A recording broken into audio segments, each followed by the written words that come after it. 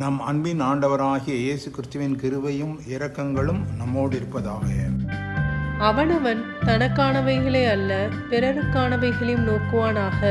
பிலிப்பியர் 2:4. கிறிஸ்துவை ஏற்றுக்கொண்ட வாழ்வில் ஏற்பட வேண்டிய மாற்றங்கள், மனம் திரும்பிய ஒரு மனிதனின் வாழ்வில் ஏற்பட வேண்டிய மாற்றங்கள் ஒரு தொடர் நிகழ்வாகும்.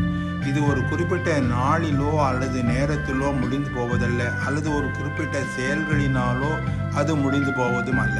அநேக தருணங்களிலே இதை அறியாமல் இருப்பது நம் அறியாமை என்று கூறினால் அது சரியாகும். மாத்திரமல்ல, தவறான போதனைகளும் கூட.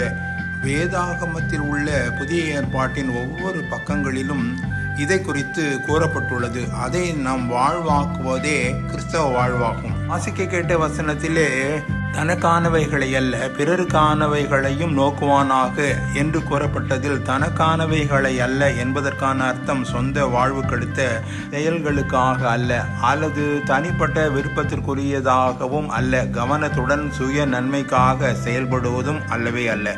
பிறருக்கானவைகளை குறித்தும் கரிசனையுள்ள மக்களாக கருத்தோடு செயல்படவே, அது நினைவு, வார்த்தை, செயலினாலே நாம் வாழ்விலே நடப்பிக்க வேண்டும். இது எப்படி சாத்தியமாகும்?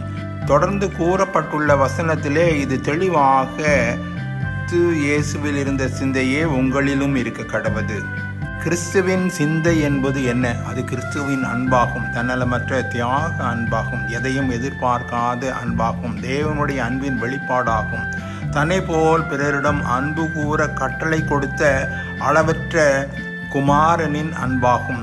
நம் உள்ளத்தில் இத்தகைய அன்பை நாம் வைத்திருப்போமானால் எத்தனை நிச்சயமாக வசனத்தில் கூறப்பட்டபடி தனக்கு என்ற எண்ணத்தினூடாக பிறருக்கானவைகளையும் சமமாக கருத்திலே கொண்டு, குறிப்பாக ஆண்டவருக்கு சாட்சியாக வாழவும் வாழ்விலே செயல்களை செயல்படுத்தவும் ஆண்டவர், நம்மில் வாழும் ஆண்டவர் கிருபை அளிக்கிறார்.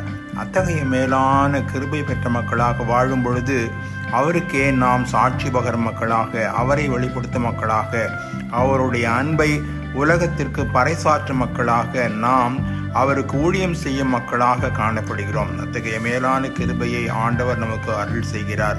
பெற்றுக்கொள்வோமா? ஆமேன். God bless you.